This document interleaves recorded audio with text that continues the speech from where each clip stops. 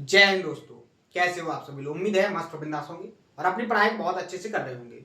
अपना जो लास्ट का सेशन हुआ था उसमें मैंने आपको सरकम रेडियस निकालने का कॉन्सेप्ट बताया था, वो भी स्पेशल कॉन्सेप्ट कि राइट एंगल ट्रायंगल की जो सरकम रेडियस है उसको कैसे फाइंड करें। इक्विलेटरल ट्रायंगल के अंदर अगर आपको साइड दी है और आपको एंगल दिया है तो उसकी जो सरकम रेडियस है, परित्रिज्या है, उसको कैसे फाइंड करें। बहुत ही इंपॉर्टेंट मैंने आपको कॉन्सेप्ट बताया था। मैंने कॉन्सेप्ट आपको ये भी बताया था कि अगर आपको साइड ना देकर अगर ट्रायंगल की ऊंचाई दी जाए तो उस कंडीशन में भी आप ट्रायंगल की परित्रिज्या को फाइंड कर सकते हो। उम्मीद है आप सभी लोगों ने उस कॉन्सेप्ट को बहुत अच्छे से समझा होगा, नोट किया होगा और उसका रिवीजन भी किया होगा। मैं हर एक सेशन में आपको जब भी सेशन स्टार्ट करता हूं तो मैं आपको ये 2 लाइन जरूर बोलता हूं कि आप हर एक कॉन्सेप्ट को प्रॉपर तरीके से नोट कीजिए, उसको रिवीजन कीजिए और उस पर जो क्वेश्चन मैं आपको प्रैक्टिस करवाता हूं उनको एक बार खुद से सॉल्व करने की कोशिश जरूर कीजिए, क्योंकि मुझे बहुत अच्छे से उस चीज का अनुभव है कि आपको जो कॉन्सेप्ट है वो कैसे माइंड के अंदर सेट होना है। जैसे जैसे आप कॉन्सेप्ट का रिवीजन करेंगे, कॉन्सेप्ट पर आए हुए क्वेश्चनों की प्रैक्टिस करेंगे तो ऑटोमेटिकली वो क्या होगा, आपके माइंड के अंदर सेट हो जाएगा। क्योंकि जो स्ट्रेटजी मैंने फॉलो की है, जिससे मुझे कॉन्सेप्ट बहुत अच्छे से समझ में आए हैं, मेरे माइंड के अंदर सेट हुए हैं, और भी कॉन्सेप्ट जो लॉजिकल कॉन्सेप्ट होते हैं कि कैसे कैलकुलेशन को आसान करें, बहुत सारे लॉजिक हैं जो आपके एग्जाम में टाइम को सेव करते हैं। वो केवल और केवल एक ही तरीके से आता है, वो क्या होता है, आप क्वेश्चनों की ज्यादा से ज्यादा प्रैक्टिस करें। तो मैंने कल के सेशन में आपको ये सबसे पहला कॉन्सेप्ट बताया था कि आपको अगर इक्विलेटरल ट्रायंगल दिया है तो आप उसकी इन रेडियस को भी निकाल सकते हो, आप उसकी सरकम रेडियस को निकाल सकते हो। बेसिक फॉर्मूले के अलावा एक स्पेशल फॉर्मूला होता है जो मैंने आपको विद प्रूफ के साथ बताया था कि अगर आपको इन रेडियस निकालनी है इक्विलेटरल ट्रायंगल की तो आपको साइड को, जो इक्विलेटरल ट्रायंगल है उसकी जो भुजा दी गई है उस भुजा को 2√3 से डिवाइड कर देना है और आपका आंसर इन रेडियस में निकल के आ जाएगा। दूसरा कॉन्सेप्ट मैंने बताया था सरकम रेडियस, जो कैपिटल आर होती है। सरकम रेडियस को आप किससे डिनोट करते हो, कैपिटल आर से। तो सरकम रेडियस निकालना है अगर आपको किसकी, इक्विलेटरल ट्रायंगल की, तो जो इक्विलेटरल ट्रायंगल की साइड है उसको √3 से डिवाइड करना है तो आपकी सरकम रेडियस फाइंड हो जाएगी। ठीक है। दूसरा कॉन्सेप्ट मैंने बताया था कि अगर आपको सरकम रेडियस और इन रेडियस का रेशियो फाइंड करना है तो ये हमेशा और हमेशा कितना रहता है, 2:1 रहता है। इस पर भी बहुत सारे क्वेश्चन क्रिएट हुए हैं, उनको अभी अपन प्रैक्टिस करेंगे तो आपको पता चलेगा कि एक एग्जामिनर कैसे क्वेश्चन को क्रिएट करता है। ठीक है। आगे जैसे बढ़े तो मैंने आपको बोला था कि हो सकता है कि एग्जामिनर आपको इक्विलेटरल ट्रायंगल की साइड ना देकर आपको इक्विलेटरल ट्रायंगल की ऊंचाई दे दे तो उस कंडीशन में भी आप डायरेक्ट क्या निकाल लोगे, सरकम रेडियस फाइंड कर सकते हो। कैसे, 2h/3, 2 × h/3 से डायरेक्ट फॉर्मूला है। कल मैंने इसका प्रूफ भी बताया था आपको और विद हर एक डाटा के साथ मैंने आपको समझाने की कोशिश की थी। साथ ही साथ आप इससे इन रेडियस को भी निकाल सकते हो। कैसे, h को आप 3 से डिवाइड करोगे। अगर सरकम रेडियस निकालना है तो ऊंचाई को दोगुना करके 3 से डिवाइड करोगे, और अगर आपको इन रेडियस फाइंड करना है तो ऊंचाई को 3 से डिवाइड करोगे। लेकिन कब, जब आपको इक्विलेटरल ट्रायंगल दिया हो, यानी कि एक ऐसा त्रिभुज जिसकी तीनों भुजाएं कैसी हो, इक्वल लेंथ की दी गई हो, तो इस कंडीशन में आप इन सभी फॉर्मूले को फॉलो कर सकते हो, कॉन्सेप्ट के फॉर्म में यूज कर सकते हो और अपने क्वेश्चन का आंसर दे सकते हो। ठीक है। इसके बाद नेक्स्ट कॉन्सेप्ट मैंने आपको बताया था राइट एंगल ट्रायंगल का, कि राइट एंगल ट्रायंगल का बेसिक फॉर्मूला तो आप समझ गए हो कि अगर उसकी सरकम रेडियस फाइंड करना है तो तीनों साइड्स का मल्टीपल करके उसको राइट जो ट्रायंगल है उसका एरिया का 4 गुना करके डिवाइड कर दो। ये बेसिक फॉर्मूला है, किसी भी टाइप के या शेप के ट्रायंगल में लग सकता है, जिससे आप क्या निकाल सकते हो, सरकम रेडियस।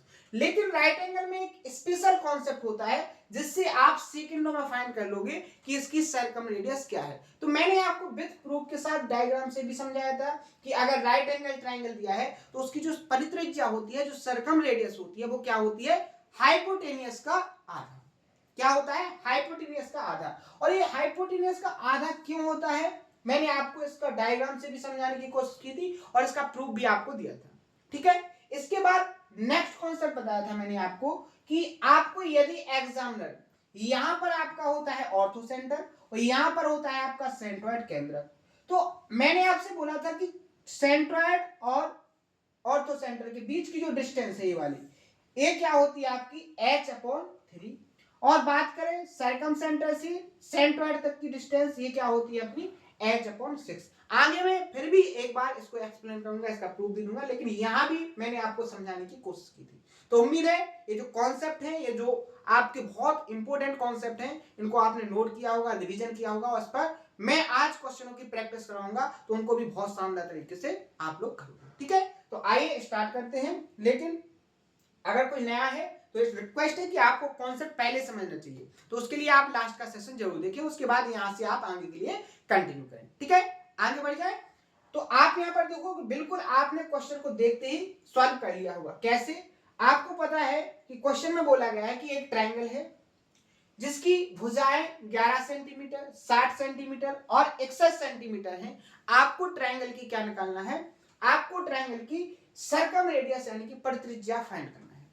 अब यहां पर बहुत सारे स्टूडेंट को केवल और केवल एक प्रॉब्लम हुई होगी इन साइडों को समझने की, क्योंकि अगर उसने, जब मैंने आपको ट्रिपलेट्स वाला कॉन्सेप्ट दिया था, अगर आपने उसको कंप्लीट नहीं किया है तो आपको ये कॉन्सेप्ट यहां पर लॉजिक नहीं समझ में आएगा कि ये राइट एंगल ट्रायंगल की साइड है। मैंने आपको ट्रिपलेट्स लिखवाई थी कि 11, 60, 61, ये क्या होती है? राइट एंगल पाइथागोरन ट्रिपलेट्स होती है, जो एक राइट एंगल ट्रायंगल यानी कि समकोण त्रिभुज को बनाती है।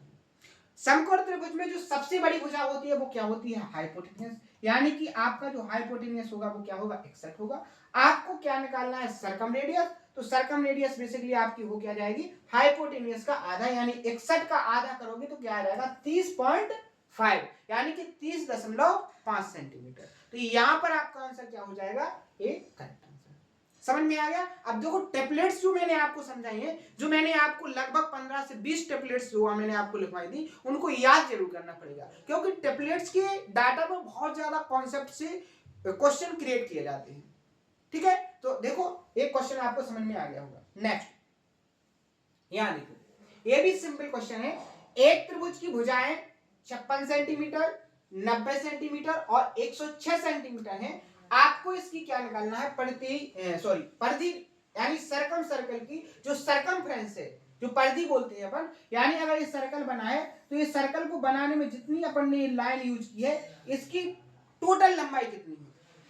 इसकी टोटल लंबाई कितनी है, इसको आपको फाइंड करना है। तो आपको सर्कमफ्रेंस का कॉन्सेप्ट पता होगा कि अगर सर्कल की सर्कमफ्रेंस को फाइंड करना है तो वो बेसिकली होती क्या है? 2 पाई आर। क्या होती है? 2 पाई आर।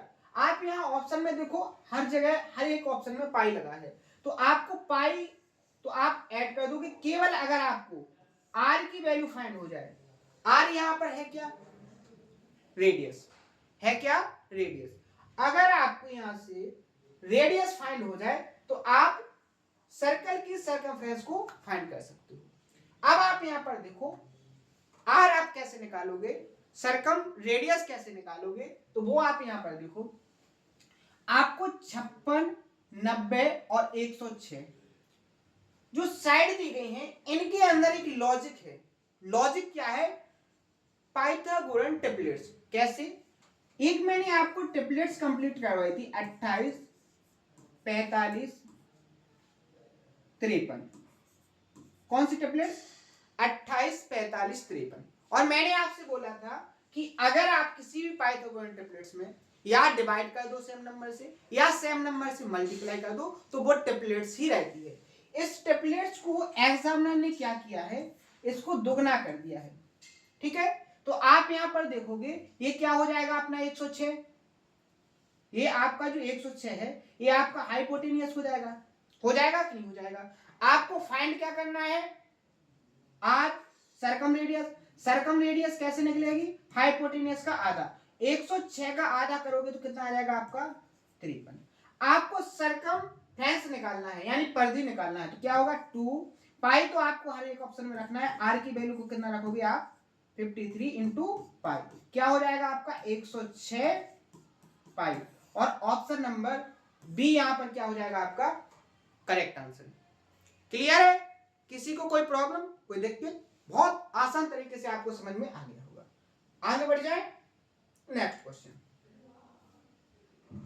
शानदार क्वेश्चन क्रिएट होते हैं और आप लोग भी बहुत शानदार तरीके से उनको सॉल्व कर लोगे, लेकिन जब आप कॉन्सेप्ट को बहुत अच्छे से समझोगे, बहुत ध्यान से उसको कंप्लीट करोगे, उसको नोट करोगे, उसका रिवीजन करोगे, तो ऑटोमेटिकली क्वेश्चन कितना भी लेंथी बना दिया जाए, क्वेश्चन की लैंग्वेज को कितना भी घुमा दिया जाए, आप बहुत ही शानदार तरीके से उसको ऑब्जर्व कर लोगे।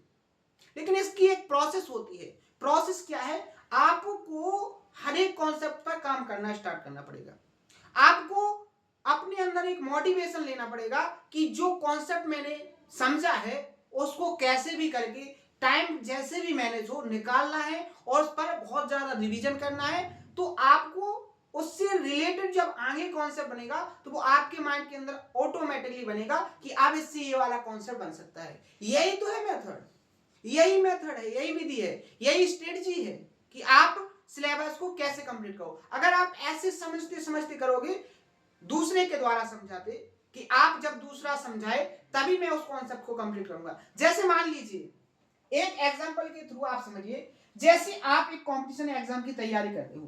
कंपटीशन के एग्जाम की तैयारी में लगभग 5000 कॉन्सेप्ट हैं। कितने कॉन्सेप्ट हैं? 5000 कॉन्सेप्ट हैं। जो एग्जामिनर एग्जाम में क्वेश्चन क्रिएट करता है वो लगभग 5000 क्वेश्चन के कॉन्सेप्टों से रिलेटेड क्वेश्चन को क्रिएट करता है, कभी किसी कॉन्सेप्ट से, कभी किसी कॉन्सेप्ट से। अब आप एक बात बताइए, अगर मैंने आपको ये 5000 कॉन्सेप्ट समझाने की कोशिश की है ना, तो आप ये मान के चलिए कि 2 से 3 साल तो मुझे केवल सिलेबस कंप्लीट करवाने में लग जाएंगे। तो मैं आपको क्या समझाता हूं? मैं आपको वो प्रोसेस समझाने की कोशिश करता हूं कि जो मेन कॉन्सेप्ट है, क्या है? जो मेन कॉन्सेप्ट है जिससे आप रिलेटेड जो कॉन्सेप्ट बचते हैं, जो मेन कॉन्सेप्ट से रिलेटेड 10 कॉन्सेप्ट हैं, इनको आप सेल्फ करो, इनको आप सेल्फ करो। वो सेल्फ कब कर पाओगे? जैसे मेन कॉन्सेप्ट मैंने आपको कंप्लीट करवा दिया, अब इस मेन कॉन्सेप्ट से आपके 10 कॉन्सेप्ट और क्रिएट होते हैं जिस पर एग्जामिनर क्वेश्चन को क्रिएट करता है। तो आपको मेन कॉन्सेप्ट सीखने के बाद ये जो 10 कॉन्सेप्ट इससे रिलेटेड बनते हैं, इनको सेल्फ यानी खुद से आपको समझना पड़ेगा, ऑब्जर्व करना पड़ेगा कि इस कॉन्सेप्ट से इतने कॉन्सेप्ट और बन सकते हैं और एग्जामिनर ऐसे क्वेश्चन को क्रिएट कर सकता है। तब जाके आपकी मेंटेलिटी साफ होगी और आप एग्जाम में अच्छा परफॉर्मेंस करोगे। समझ में आया ना? तो ये प्रोसेस है आपके लिए और ये बहुत ही लेंथी प्रोसेस है अगर आप डाटा पर और कॉन्सेप्ट पर काम नहीं करते हो। अगर आप इन पर काम करें तो बहुत ही शॉर्ट मेथड है, बहुत ही शॉर्ट तरीका है कि आप हर एक कॉन्सेप्ट से जितने भी टाइप के कॉन्सेप्ट बनेंगे उनको बहुत शानदार तरीके से क्रिएट कर लोगे। ठीक है? तो मैं आपको हर एक तरीका बताता हूं। ये जो तरीका है ना, कोई नहीं बताएगा, क्योंकि उन्हें पता है कि मैंने जो बैच निकाला है वो प्री प्रेस बैच निकाला है और मैं अपने बैच की कोई भी ऐसी कमी नहीं दिखा सकता जो स्टूडेंट को बुरी लगे। लेकिन मैं आपको बिल्कुल क्लियरिटी में दिखाता हूं और वो पॉसिबल भी तो नहीं है। जैसे मान लीजिए मैं आपसे पूछूं, मैं आपसे बोलूं कि 5000 कॉन्सेप्ट हैं और मैं 5000 आपको कॉन्सेप्ट कराऊंगा, तो कभी टाइम के अंदर सिलेबस करवा पाऊंगा? कभी नहीं करवा पाऊंगा। तो इसलिए मैं क्या कहता हूं कि जो प्रोसेस है, जो रियलिटी है, वो मैं आपको बताने की कोशिश कर रहा हूं कि रियलिटी यही है कि लगभग 5000 कॉन्सेप्ट है जिनमें से लगभग मैं आपको 2 से 3000 कॉन्सेप्ट जरूर कंप्लीट कराऊंगा, लेकिन उनसे रिलेटेड जो क्वेश्चन है, जो और ज्यादा कॉन्सेप्ट है, उनको आपको खुद ऑब्जर्व करना है और वो कैसे होंगे वो प्रोसेस में आपके अंदर डेवलप करवा रहा हूं। ठीक है? तो आइए स्टार्ट करते हैं नेक्स्ट क्वेश्चन को सॉल्व करने के लिए। देखो क्वेश्चन में क्या है, एक त्रिभुज में जिसके 2 आधार कोण। अब जो एक क्वेश्चन है ना, ये लास्ट जब इन सेंटर मैंने आपको कंप्लीट करवाया था उसका है। अब यहां पर मैंने डाला है, क्यों डाला है? कि आपका रिवीजन हो जाए, आपको प्रोसेस समझ में आए कि मैंने जो सीखा है वो मुझे आ रहा है कि नहीं आ रहा। ठीक है? यहां आपको समझ में आएगा कि आपने क्या समझा था। जब मैंने राइट एंगल पढ़ाया था तो राइट एंगल में ये जो इन सेंटर है उसको कैसे निकालना था, उसका एक क्वेश्चन है, आप देखो कैसे सॉल्व करना था। यहां पर उसने क्या कहा है कि एक त्रिभुज में जिसके 2 आधार कोण, जो बेस कोण होते हैं, बेस कोण क्या होते हैं? 90 डिग्री को छोड़कर जो 2 एंगल बनते हैं राइट एंगल में, वो क्या होते हैं? आपके बेस एंगल। ठीक है? आधार कोण। आपको उस त्रिभुज की अंतर त्रिज्या क्या होगी? आपको 4 ऑप्शन दिए गए हैं, बहुत शानदार तरीके से क्वेश्चन क्रिएट किया गया था। अब देखो कैसे दिया था उसने। जैसे एग्जामिनर ने कहा है कि एक राइट एंगल ट्रायंगल है। मैंने आपके सामने राइट एंगल ट्रायंगल बना दिया, मान लीजिए ए, बी और सी। बेस एंगल आपके क्या है? ये आपका 60 हो गया, और ये आपका 30 हो गया, और ये आपका 90 हो गया। ठीक है, आपको incentre sorry inradius find करना है। तो ये कॉन्सेप्ट मैंने आपको बताया था, जब भी आपका 30, 60 और 90 का ट्राइंगल बने तो इनकी साइड का रेशियो क्या होता है, 1/√3/2। यानी 90 के सामने क्या होगी आपकी साइड 2 यूनिट, 60 के सामने आपकी साइड क्या होगी √3, और 30 के सामने क्या होगी 1 यूनिट। ये आपका क्या होता है साइड्स का रेशियो। ठीक है, समझ में आ गया। अब देखो आपको फाइंड क्या करना है, इन रेडियस, और इन रेडियस का बेसिकली फॉर्मूला क्या है, जब राइट एंगल ट्रायंगल बनाओ दोनों लेग्स का सम माइनस क्या कर दो हाइपोटेन्यूज अपॉन 2, क्या हो जाएगा 1 प्लस √3 माइनस 2 अपॉन 2। ठीक है, क्लियर। आगे देखो √3 1 और -2 क्या बचेगा आपका -1 अपॉन 2, यही है ना। अब अपन ऑप्शन पर चलेंगे। ऑप्शन क्या है अपने, यहां जो ये वैल्यू लिख लिया है ये यूनिट में है, सर्कल में बंद कर दी मैंने क्योंकि ये यूनिट में है। तो यहां देखो the difference of two smaller side, difference of two smaller side यानी कि ए बी और बी सी का डिफरेंस है क्या, बिल्कुल नहीं है क्योंकि अपॉन 2 भी है, तो पहला ऑप्शन एलिमिनेट हो गया। दूसरा half of the longest side, क्या half of the longest hypotenuse का आधा है, बिल्कुल भी नहीं है। आगे देखो हाइपोटेन्यूज का आधा कब होती, जब आपका क्या होता सर्कम रेडियस फाइंड करना होता, आपको यहां पर इन रेडियस फाइंड करनी है। ठीक है, अब देखो दो ऑप्शन एलिमिनेट हो गए। तीसरा option half of the difference of two smaller side, half यानी कि आधा ऑफ द डिफरेंस, किसका आधा, डिफरेंस ऑफ यानी कि अंतर two smaller side, two smaller side यानी कि ए बी और बी सी स्मॉलर साइड है, तो इन दोनों का डिफरेंस, बिल्कुल इन दोनों का डिफरेंस है उसका आधा, यानी ऑप्शन नंबर यहां पर सी आपका क्या हो जाएगा करेक्ट आंसर। ठीक है, D half of the sum of two smaller side, बिल्कुल भी नहीं है, सम थोड़ी ना है डिफरेंस है, यानी ये भी ऑप्शन एलिमिनेट। तो आपका इस तरीके से ऑप्शन नंबर सी क्या हो जाएगा करेक्ट आंसर। क्वेश्चन क्रिएट होते हैं शानदार तरीके से होते हैं, ऐसे नहीं होता है कि हर एक क्वेश्चन सिंपल तरीके से बना दिया जाए, कुछ ना कुछ उसमें लॉजिक एग्जामिनर जरूर डालता है। ठीक है, आगे बढ़ जाए नेक्स्ट क्वेश्चन। यहां देखो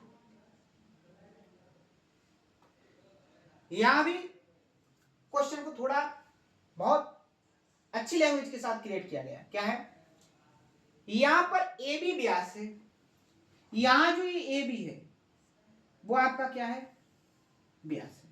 ठीक है,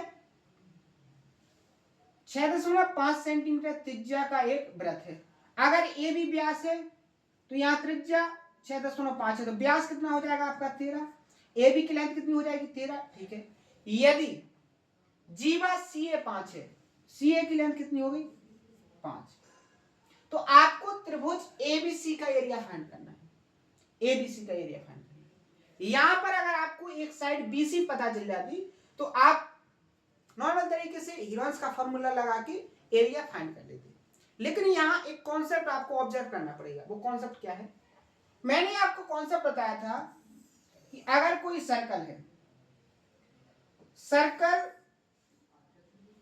अगर कोई सर्कल है तो सेमी सर्कल यानी कि अर्धवृत्त में जो ट्रायंगल बनेगा वो हमेशा 90 डिग्री का बनता है, यानी कि राइट एंगल बनता है। यहां पर जो ट्रायंगल बनेगा वो कितने डिग्री का बनेगा 90 डिग्री का, ये जो एंगल होगा वो कितने डिग्री का होगा 90 का। कैसे कि आप यहां पर देखो ये सेंटर है, अगर सेंटर पर आप देख रहे हो ये 180 का है, तो इस चाप को इस आर्क से कहीं भी आप कोई भी एंगल बना लो वो कितने डिग्री का बनेगा 90 का, चाहे आप यहां ऐसे बना लो तो ये भी कितने डिग्री का बनेगा 90 डिग्री का। तो इस तरीके से आपको ऑब्जर्व हो जाएगा कि यहां जो एंगल बनेगा वो 90 डिग्री का होगा। ठीक है, यानी आपका ए बी सी क्या होगा आपका समकोण त्रिभुज। अगर ये 5 है ये 13 है तो आपका ये क्या हो जाएगा 12, कैसे पाइथागोरस ट्रिपलेट से। ठीक है, क्लियर, यहां तक क्लियर हो गया। आपको एरिया फाइंड करना है, राइट एंगल ट्रायंगल का एरिया क्या होता है, एरिया होता है 1/2 बेस इंटू हाइट 5 इंटू 12।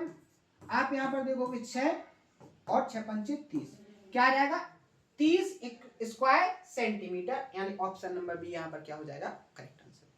समझ में आ गया? आगे बढ़ जाए नेक्स्ट क्वेश्चन 18 नंबर।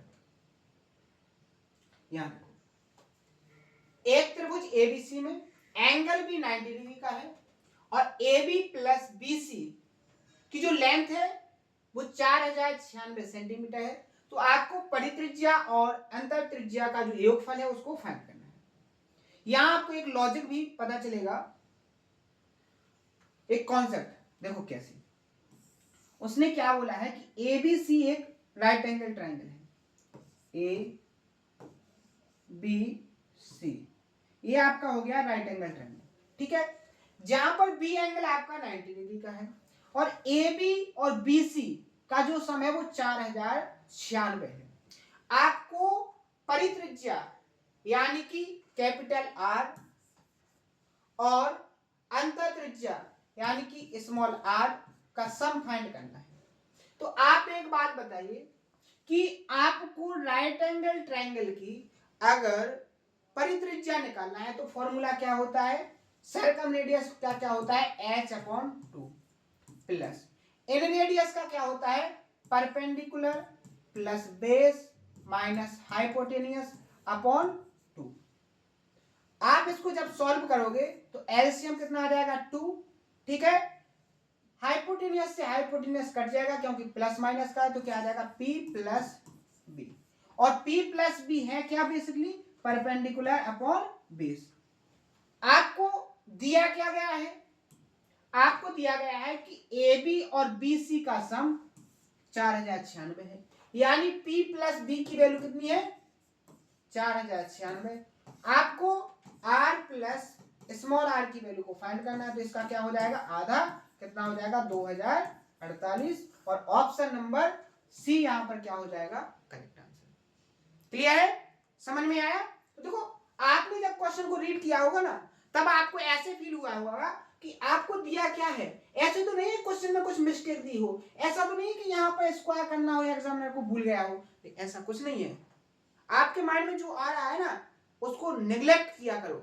वो प्रोसेस निगलेक्ट कब होगी, जब आप कॉन्सेप्ट पर काम करोगे। यहां पर आपको मैं 100% कह रहा हूं कि आपको ऐसा फील जरूर हुआ होगा कि एग्जामिनर यहाँ स्क्वायर लगाना भूल गया, और जब आप इसको स्क्वायर लगा के करोगे तो आपका क्वेश्चन पूरा बेकार हो जाएगा और आप उसको सॉल्व नहीं कर पाओगे। कम से कम 10 से 15 मिनट भी बेकार कर लोगे और आपका आंसर नहीं आएगा, और ऐसे ही आप क्या हो जाओगे क्वेश्चन को सॉल्व करने से पीछे। ठीक है, आगे बढ़ जाए नेक्स्ट क्वेश्चन।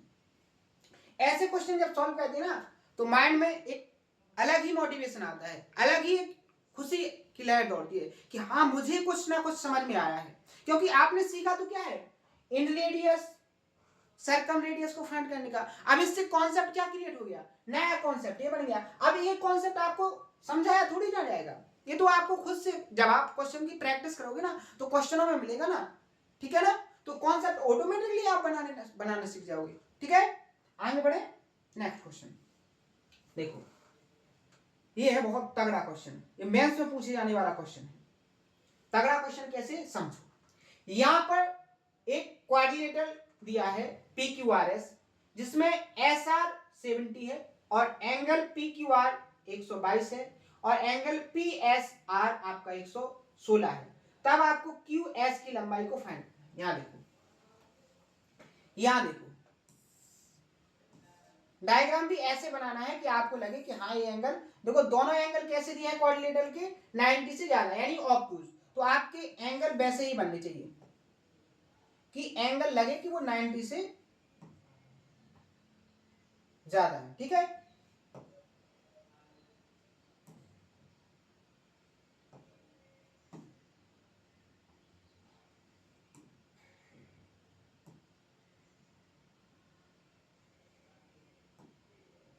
ठीक है, ये बन गया।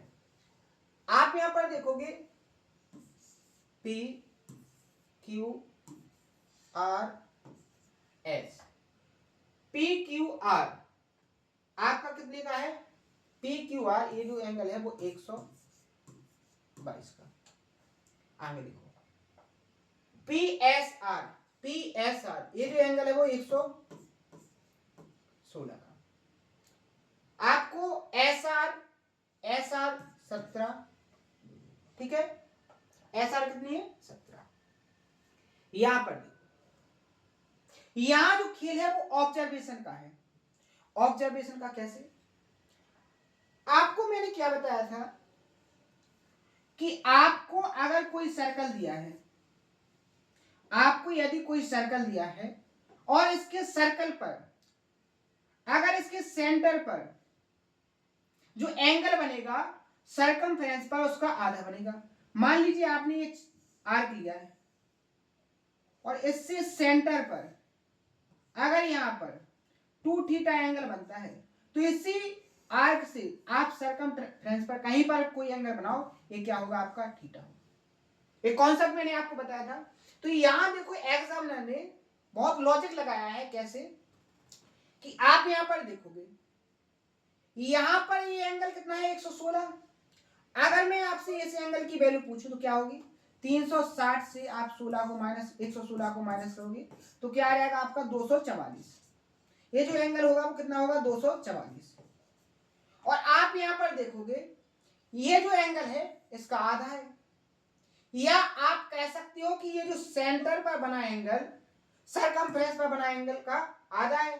तो आप यहां से क्या निकाल लोगे, आप यहां से निकालोगे, आप यहां से फाइंड करोगे कि आपका एक यहां पर सर्कल बन रहा है जो कैसे बन रहा है, आप यहां पर देखो इस तरीके से सर्कल बन रहा है कि जो इन तीनों साइड से होकर जा रहा है।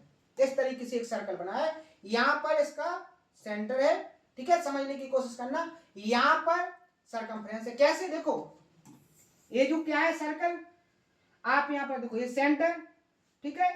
अगर आपने कोई अभी आपने छोटा आर्क लिया था, अब आपने क्या काम किया, ये बड़ा वाला आर्क ले लिया, ये वाला आर्क, और इससे आपने यहां पर एक एंगल बनाया, ये जो एंगल बना। अगर आप देखोगे यहां पर जो एंगल बनेगा, मान लीजिए 2 थीटा है तो यहां पर क्या बनेगा थीटा। समझ में आया, यानी डायग्राम दोनों तरीके से समझना सीखो, ठीक है। अब जो क्वेश्चन क्रिएट किया गया है वो इस कॉन्सेप्ट से क्रिएट किया गया है। तो आप यहां पर देखो,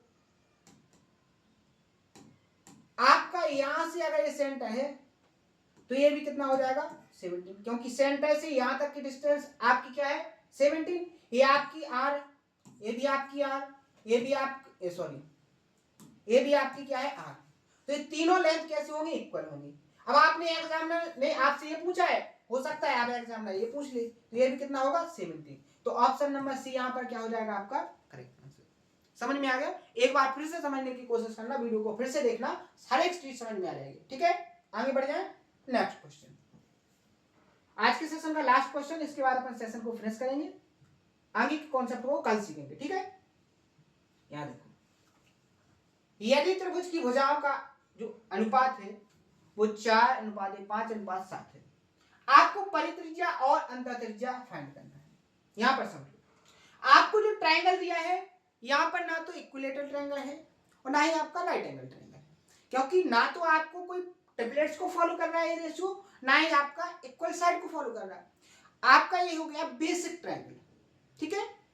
आपको तीनों साइड अलग अलग दी गई है, और जब साइड्स अलग अलग हो तो उस कंडीशन में आप अगर इन रेडियस और सर्कम रेडियस निकालो तो कैसे निकलेगा, आपको रेडियस निकालना है किसका, आपको रेडियस फाइंड करना है परित्रिज्या और अंतःत्रिज्या, यानी ऊपर कैपिटल आर और नीचे स्मॉल आर।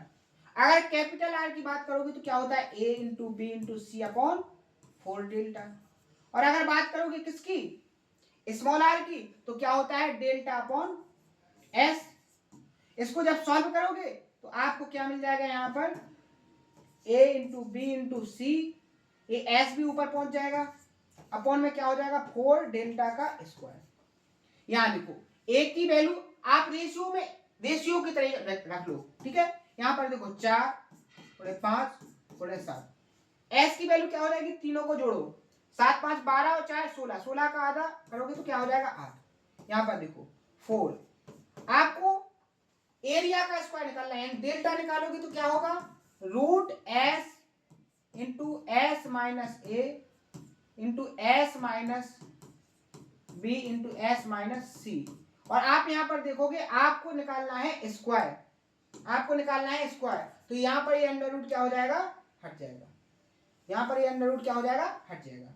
क्या हो जाएगा आपका, एस की वैल्यू 8, 8 से आप 4 को माइनस करोगे क्या आएगा आपका 4, 8 से आप 5 को माइनस करोगे 3, और 8 से आप जब 7 को माइनस करोगे 1, तो नीचे क्या हो जाएगा 8 इंटू 4 इंटू 3 इंटू 1। यहाँ देखो 8 से 8 कैंसिल, ठीक है, 4 से 4 कैंसिल, आंसर क्या आ जाएगा 7 पंचे 35 बटे 4 तिया 12, आंसर आएगा 35 बटे 12, यानी कि सरकम रेडियस और इन रेडियस का रेशियो क्या आ जाएगा आपके पास 35 बटे 12, और ऑप्शन नंबर सी यहाँ पर क्या हो जाएगा आपका करेक्ट आंसर।